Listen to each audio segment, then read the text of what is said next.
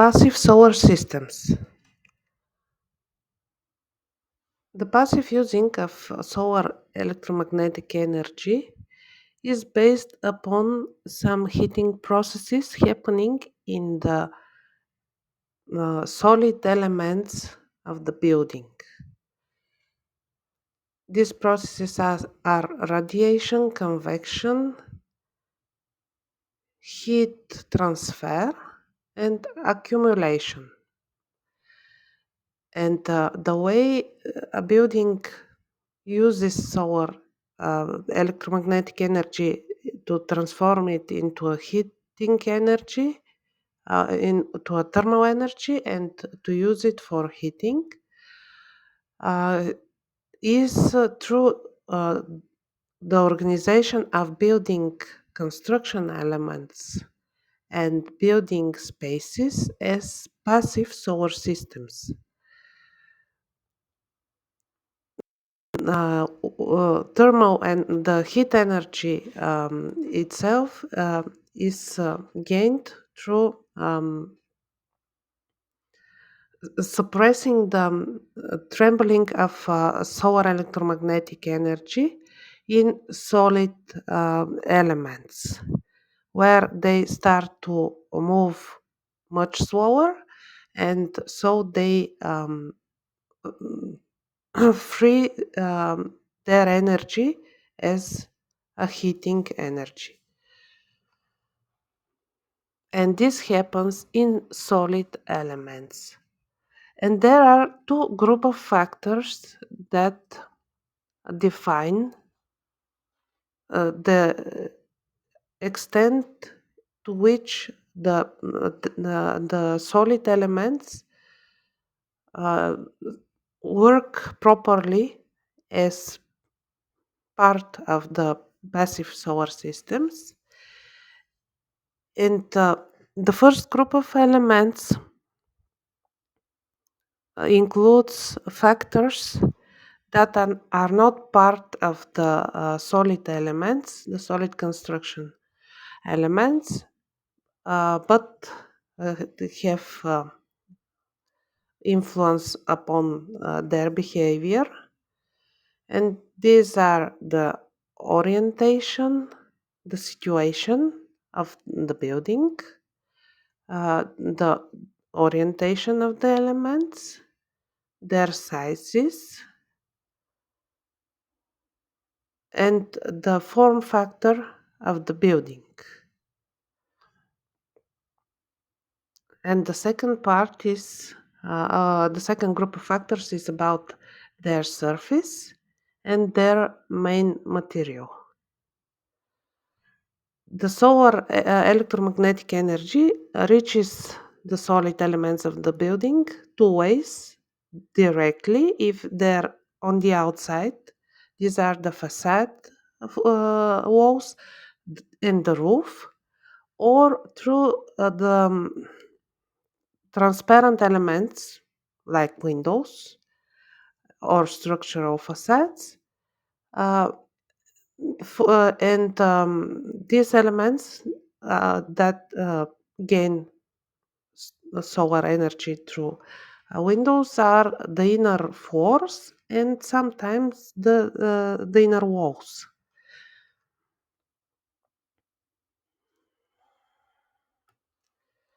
Solar, sorry, passive solar systems can be two types, actually three types. Direct passive solar systems, when the heat is gained by solid elements and used to heat the space where these elements are, or where or indirect solar systems, when the space is heated with warmth gained in elements that are outside that space, and the heat was transferred some way from another space to that exact space we need to be heated. And of course, combined passive solar systems that include elements both from direct and indirect passive solar systems. An example is a room with window facing south and the corridor behind it. The room is heated directly from the warmth that is gained in its walls. And if we need to get the corridor a little warmer, we need to open the door and let that heat generated in the room to pass through the door and reach the corridor. And so the room is a direct passive system, and the corridor behind it is an indirect passive system.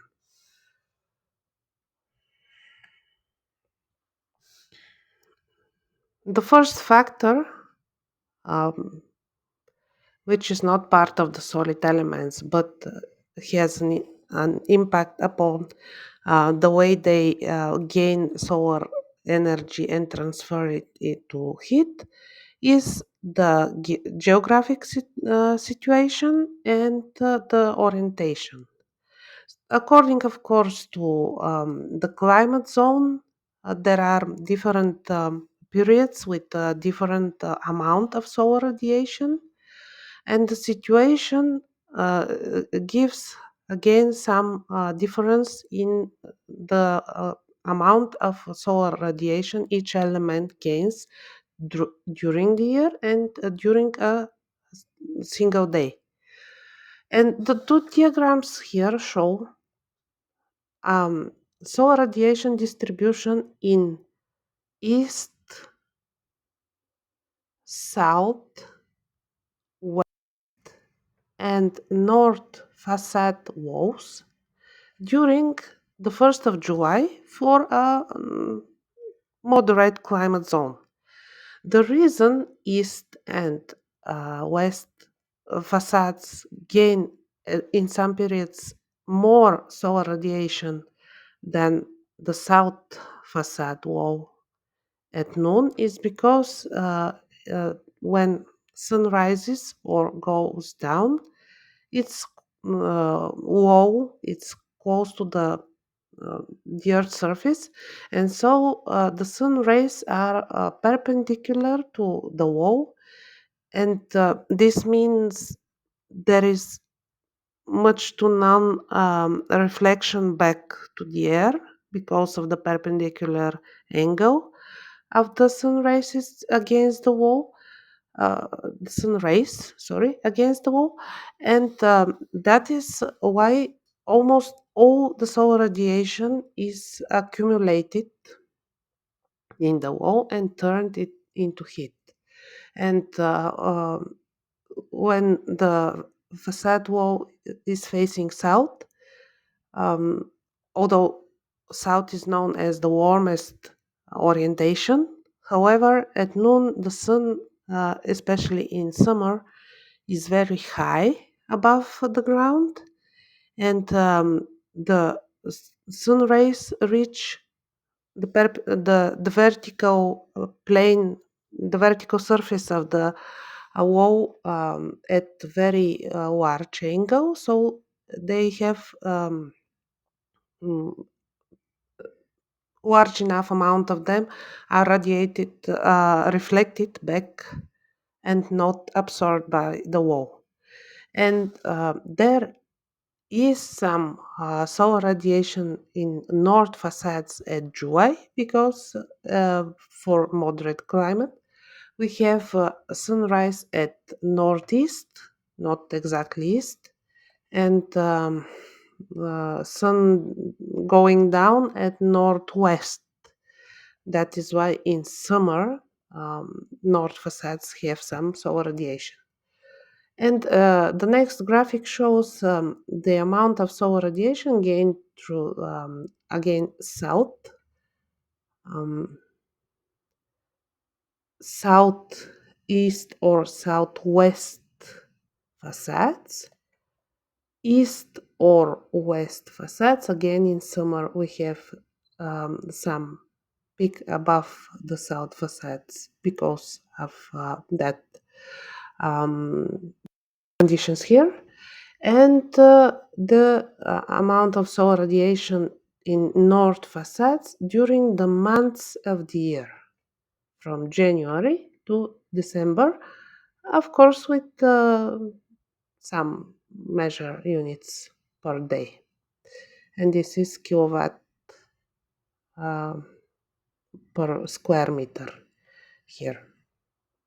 So the first factor is the geographic position, the situation, and the orientation, because it defines the amount of solar radiation.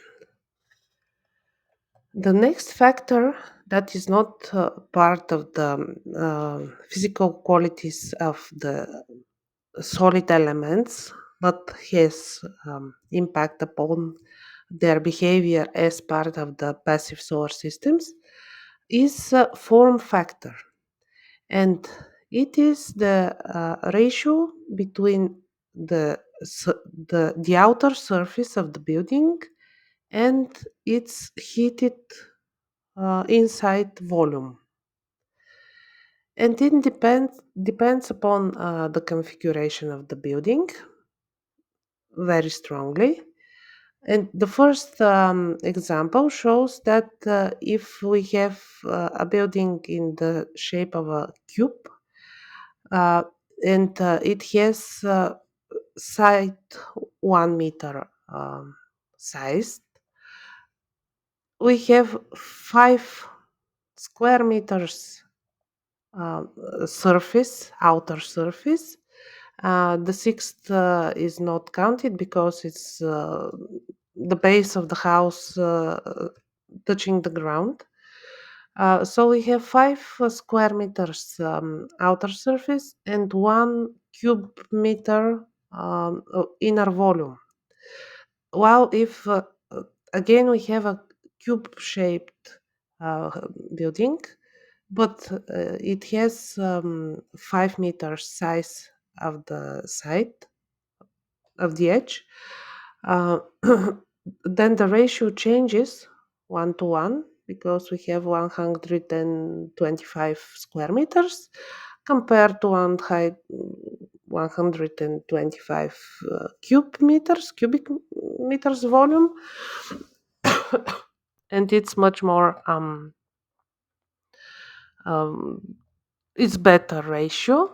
And again, if the same cube shaped building but its edge size is 10 meters, so the ratio is um, even better because we have only one unit per uh, outer surface, and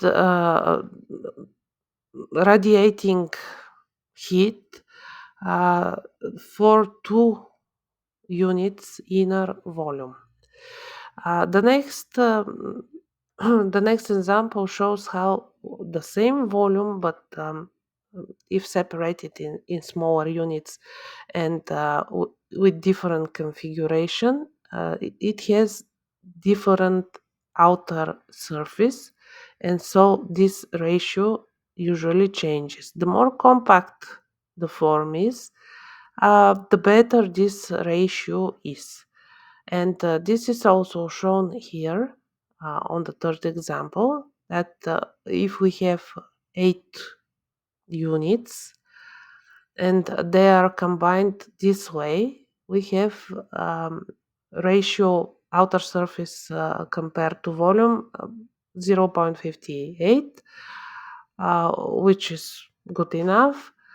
And this is, let's say, multi-story, multi-family building, an apartment block. While if divided this object in 2 volumes, each one 4 units, the ratio doubles almost. And this is, let's say, smaller apartment buildings. And if it's arranged in a row, but detached, it's like this detached family house, single family houses, and the ratio goes against double. And if each single unit is separate, so we have this uh,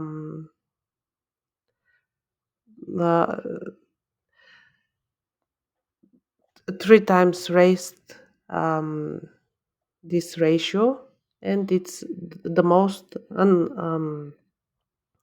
not good for energy efficiency according to form factor.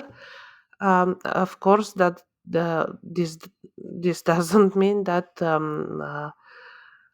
single, not detached family houses are not okay. It just means that additional measures should be taken. According to form factor, the ratio of outer surface against volume, the most energy efficient form is the bowl, the sphere. However, completely spheric houses are never built because of functional and constructional issues. But there are semispheric houses, as it was shown in the first lecture, the igloos of the northern traditional residential houses of the northern tribes. And the next one that has good enough form factor is cylindric houses, and they were again the houses of the people living traditionally in subpolar tundra plain areas.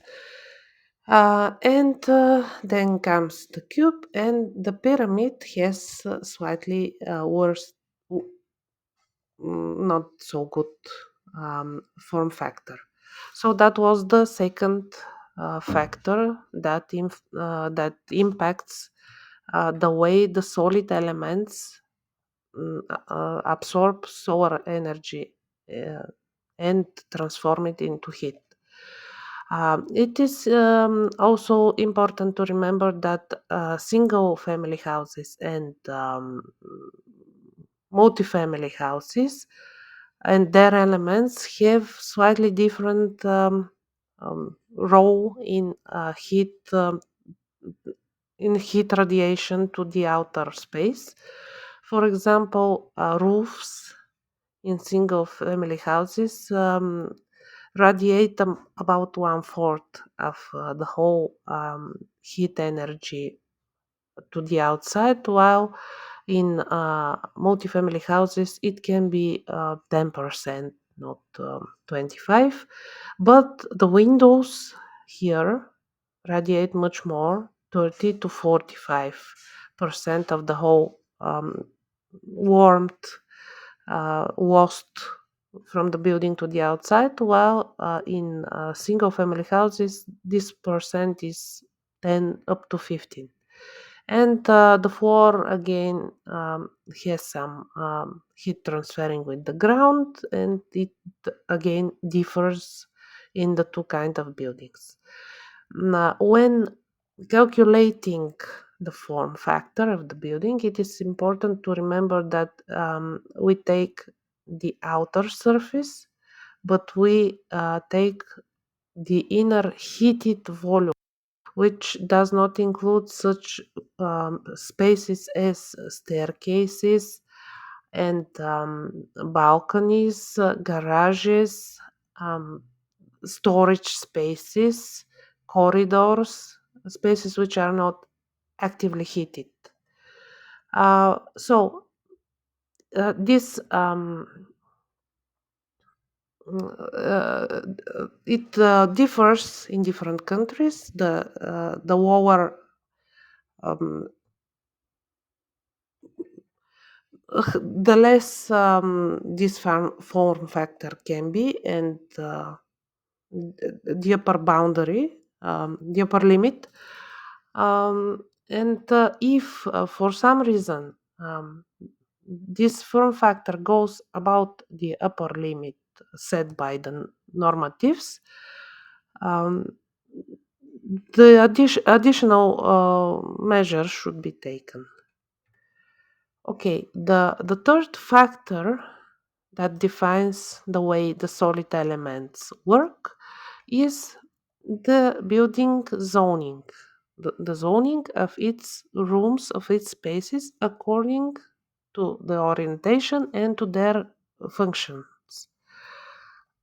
This is an example of a solar house in Germany built in the 70s of the 20th century. And its uh, south facade is in the form of a bow, of an arc, to have a bigger surface turned towards the sun the most time it possible. And also it assures that the angle at which the solar rays reach this facade are at each period of the day the most perpendicular as possible. And also all the main functional spaces are gathered to the south. These are the kitchen, the dining room, and the living room on the first floor, and bedrooms on the second floor. The north facade is straight. It's not curved to lower to be as small as possible as surface, and the vertical communications and some storage spaces and other additional serving, let's say, spaces are gathered towards the north facade. They need less windows because they need less natural lighting, and they do not need active heating systems. And on the second floor, some wardrobes are arranged along the north facade of the two um, bedrooms that face it, which means that they also form uh, an air buffer zones, which additionally help for the warm comfort um, in the main functional spaces of the building. So that was the third factor, the building zoning. And the fourth factor are the transparent elements of the buildings through which the inner solid elements of the building and its rooms get solar electromagnetic energy and can be heated. So the transparent elements so far uh, traditionally are glass elements, mainly the windows, and sometimes glass doors or structural facades, and they let the solar electromagnetic energy, which has high trembling, they let it easily inside the rooms where it is transformed in heat in the solid elements, and this heat is radiated back to the room, the air inside the room. And since the heat energy has much lower speed of trembling, it has difficulties to go through the transparent elements back in the outer space, to the outer air, and that is so called a glass house effect, which is used when growing vegetables and fruits in cold seasons. and in colder climate zones. Of course, since windows are very thin elements, there still is a much heat loss through the glasses, through the windows, especially if they're single glass. But also, even when there is double glass window, because of their thickness, they're two thin elements, and there are, of course, other measures that can be taken to lessen that heat loss through the windows, through the transparent elements. And this illustration shows the difference between two glazed window with some methane covering of the inner glass, and uh, three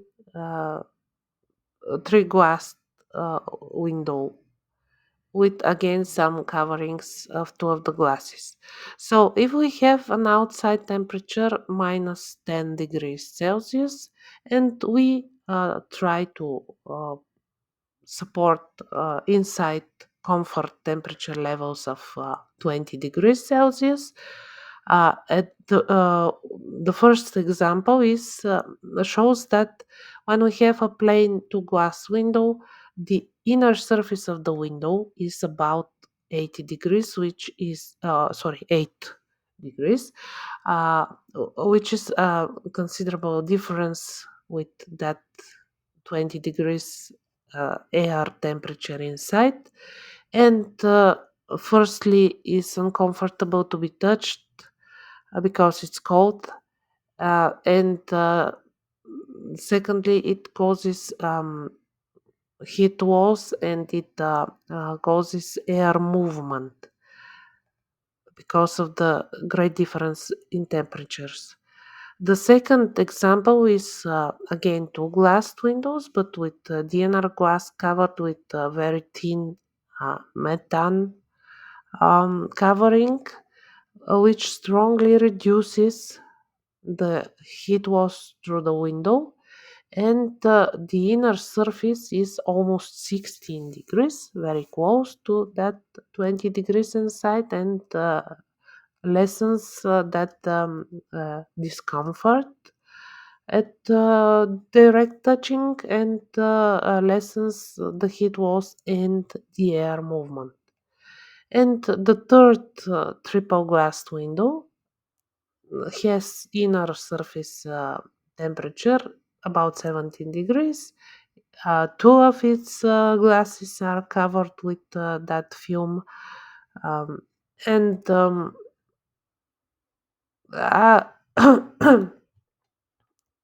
so it's a bit questionable. Does it is it okay, since triple glassed windows, especially with additional covering of the glasses, is too expensive, and the difference between the second kind of window and the third is very small. Of course, it's more um, comfortable compared. The temperature is even closer to that of the inner air, but however, 2 degrees um, is kind of questionable. That's the price space. Uh, and of course, except for its structure and its kind of glass, it is important if the transparent elements, the windows, have the proper orientation, proper incline that allows the right amount of solar radiation to enter the room and to heat its inner solid elements. Of course, if it's important if the glasses are clean or not clean. The kind of the glass, is it an ordinary? Is it some kind of special glass? The kind of the window, with one layer, with one glass layer, with two or three. The kind of the place where the window is situated. Is it in the upper part of the wall?